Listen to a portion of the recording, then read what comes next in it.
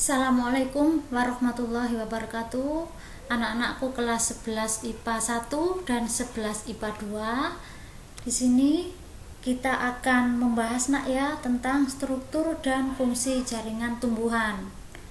Sehat kan? Semoga sehat semuanya, tetap semangat dan jangan lupa selalu berdoa agar wabah ini segera dihilangkan di bumi kita dan kita bisa belajar bertemu dengan sampean semuanya dengan penuh ceria, semangat, dan tanpa ada sesuatu yang mencemaskan. Ya, kita mulai struktur dan fungsi jaringan tumbuhan. Dibuka bukunya, nggih. Tolong dibuka buku, kalau perlu bawa catatan. Jangan hanya menumpuk file tapi tidak pernah dibaca. Tetap membaca seakan-akan kita belajar di sekolah. Struktur dan fungsi jaringan tumbuhan, kita nanti memahami tentang keterkaitan hubungan struktur sel pada jaringan tumbuhan dengan fungsi organ.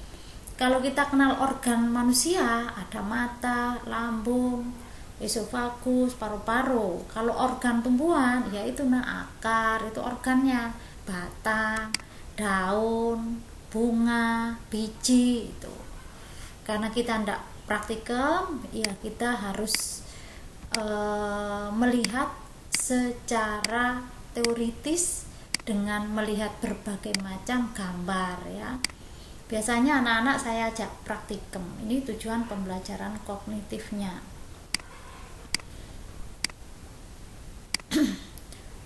Berbagai macam jaringan penyusun organ tumbuhan monokutil dikotil. Apa ini? Tentang perkembangbiakan tanaman dalam botol. Kok bisa ya tanaman dalam botol? Tentunya ada teknik, namanya kultur jaringan. Nah, jenis jaringan pada tumbuhan secara umum dibagi dua. Ada jaringan meristem, yang kedua ada jaringan permanen. Nah, jaringan meristem ini ada kata bersifat embrional, berarti jaringannya masih muda, dan namanya muda sehingga aktif sekali. Kalau Anda masih muda kan aktif ya. Nah, ini juga jaringan tumbuhan aktif membelah diri secara mitosis. Di mana sih ditemukannya? Di ujung akar, ujung batang, tunas loh, tahu tunas? Kalau orang Jawa mengatakan itu apa ya? Ya tunas ya. Itu adalah jaringan meristem. Ciri-cirinya apa? Coba lihat disusun oleh sel-sel muda, aktif membelah. Jadi ada kata kunci, jaringan meristem itu mudah, aktif membelah. Susunan selnya rapat. Ini sel-selnya berbentuk bulat, lonjong, mengandung protoplasma. Jadi cairannya masih banyak sekali ruangannya. Vakuolanya kecil. Tahu vakuola sih? Rongga. Vakuolanya kecil, selnya muda itu begitu, sel tumbuhan vakuolanya kecil, protoplasmanya yang besar atau sitoplasma. Ada dua meristem primer dan meristem sekunder. Meristem primer itu meristem pada tumbuhan dewasa yang sel-selnya masih aktif membelah. Di mana ditemukan? Ujung batang atau pucuk. Biasanya ada iklan pucuk. Nah, itu yang dipetik itu adalah jaringan meristem. Kemudian ada di ujung akar. Selain itu ada yang disebut sebagai meristem sekunder. Kalau meristem sekunder ini hanya ditemukan pada tanaman dikotil. Ada kata kambium ini. Tahu kambium?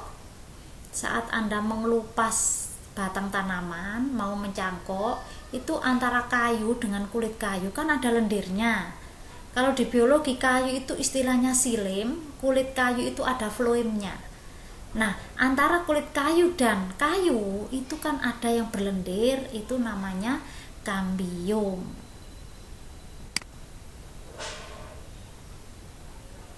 Nah, ini ada di antara pembuluh silim dan floem.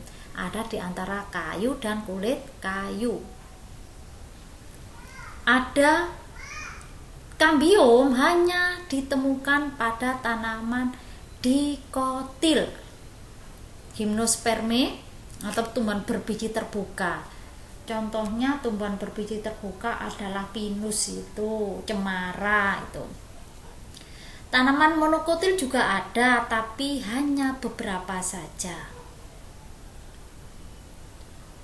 Aktivitas kambium ke arah luar membentuk film atau lapisan gabus, ke arah dalam membentuk korteks sekunder. Jadi ke arah luar membentuk kulit kayu, ke arah dalam membentuk kayu.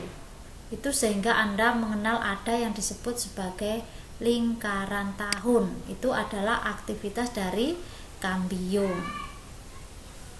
Tadi meristem itu ada meristem primer, ada meristem sekunder. Kalau meristem primer ditemukan baik pada dikotil maupun monokotil. Tapi kalau meristem sekunder hanya ditemukan pada tumbuhan dikotil. Nah, berdasarkan letaknya ada meristem apikal. Meristem apek itu pucuk, nah, yang di atas ujung batang atau ujung akar. Sedangkan interkalar itu meristem yang terletak di antara jaringan dewasa.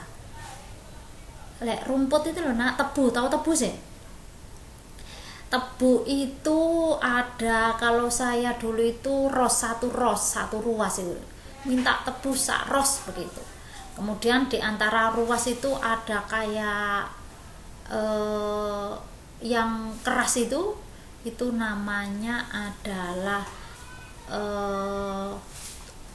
tunas. Ada muncul kayak mata begitu, mata tunas, itu adalah jaringan meristem interkalar, ditemukan pada bambu, pada rumput tuh ya, atau anggota spesies dari Caryophyllaceae, atau ada suku Gramineae atau rumput-rumputan tuh ya. Nah, ini meristem lateral. Di mana ditemukan? Kambium. Jadi kambium berdasarkan asal usulnya disebut sebagai meristem sekunder, berdasarkan letaknya disebut sebagai meristem lateral. Tuh ya.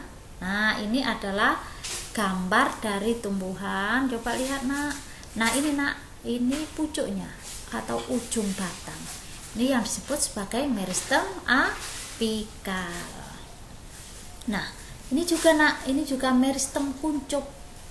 Biasanya kita mengatakan kuncup atau tunas lateral, atau istilahnya tunas ketiak di samping-samping sini ya.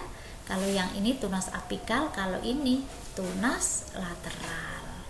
Ini juga nak, meristem apikal itu tidak hanya di ujung batang, tapi juga ada di ujung-ujung akar. Ini meristem apikal.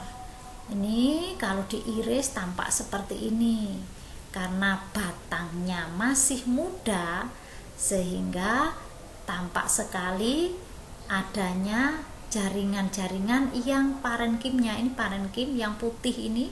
Nah, ini yang mengisi hampir seluruh bagian organ tumbuhan paling banyak. Ini istilahnya adalah parenkim korteks. Ini floem, yang dalam ini silimnya, yang tengah ini empulurnya. Kemudian ini batang yang lebih ke arah bawah, istilahnya lebih tua. Nah, sudah muncul adanya periderm, ada kambium gabus, ini ada floem primernya, ada floem sekunder. Aktivitas siapa floem sekunder? Aktivitas kambium. Ini nak kambiumnya, ke arah luar membentuk floem sekunder, ke arah dalam membentuk silim sekunder.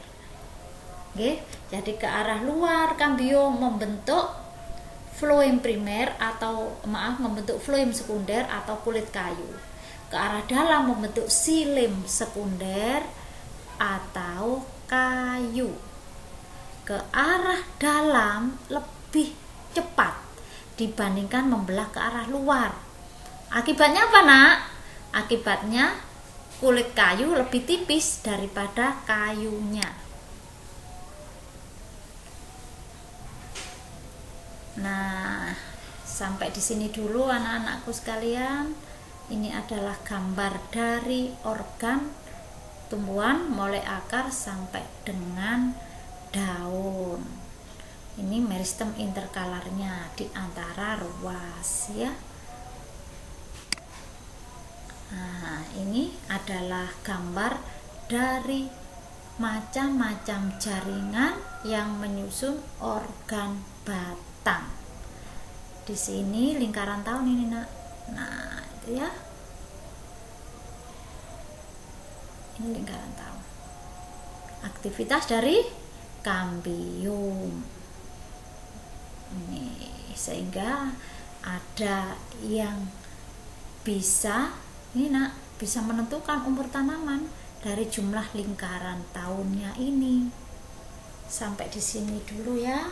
Kita mengenal ada berbagai macam jaringan tadi. Ada jaringan meristem, ada jaringan permanen. Apa saja yang termasuk jaringan permanen? Ada epidermis, ya, tidak membelah lagi, jaringan permanen. Ya.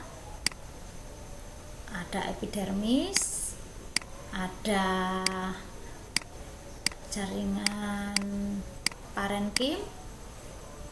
Ini epidermis yang mengalami modifikasi. Ada epidermis, ada parenkim, terus apa lagi? Ada penguat atau penyokong yaitu kolenkim dan sklerenkim. Kemudian ada pengangkut yang berupa xilem dan floem. Cukup itu saja, Nak. Semangat. Semoga bisa dipahami penjelasan yang sangat singkat, tapi saya yakin Anda sudah paham tentang jaringan meristem dan permanen pada tumbuhan.